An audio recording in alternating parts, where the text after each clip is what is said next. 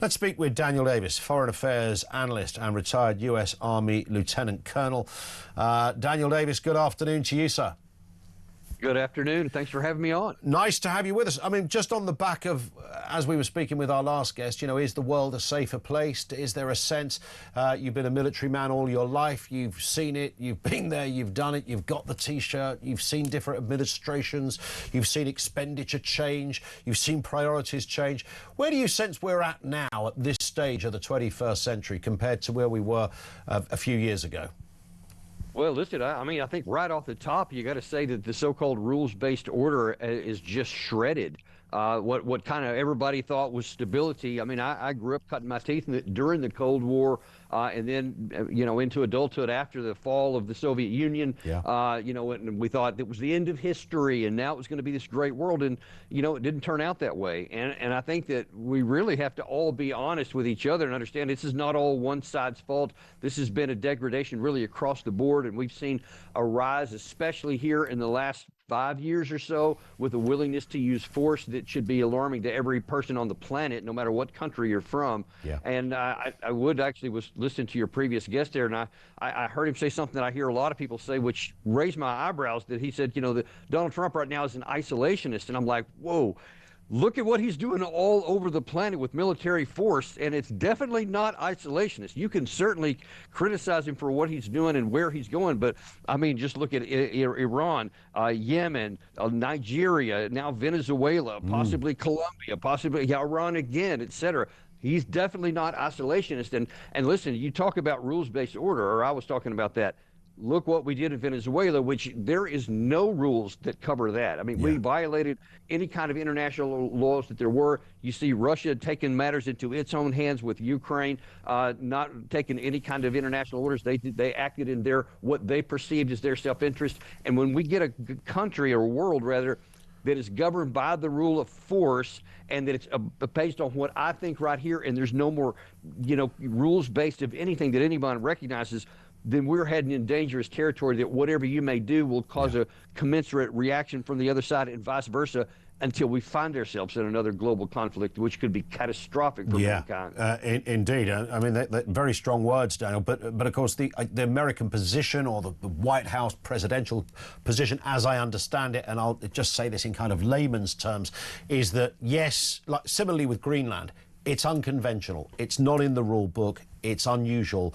But, man, it has to happen. It has to happen because we've got China, who are making incursions and subjugations all over the place, including Greenland, of course. So the wider geopolitical reason for it outweighs the unconventional nature of what America has done. Is that a fair defense of Mr. Trump and Venezuela and Greenland? I don't think so. Sorry, I have to disagree, I suppose. Oh, fair point. Because unconventional is fine. I'm an unconventional. I was trained as a cavalryman, you know, and our whole gig was throw you into chaos and try to figure it out and set the stage for those coming in behind you. So I'm actually very comfortable in chaos, and sometimes you need to break up things because you're moribund or whatever, you're moving in a bad direction. But it also has to be with wisdom. And when instead we're going right now, as I see it, especially from the United States perspective, there is no thought put behind it. There's no strategy behind it. There's just actions. We don't like Maduro, go get him. We don't like Iran, we don't like what they're doing, go get them. Now maybe we see Greenland, we want what they've got, go get it. You see, it's not even just in our hemisphere. It's not even just in the Middle East. Now he could be looking into Europe, no matter what the conventions is, no matter what the rules are, even among our side.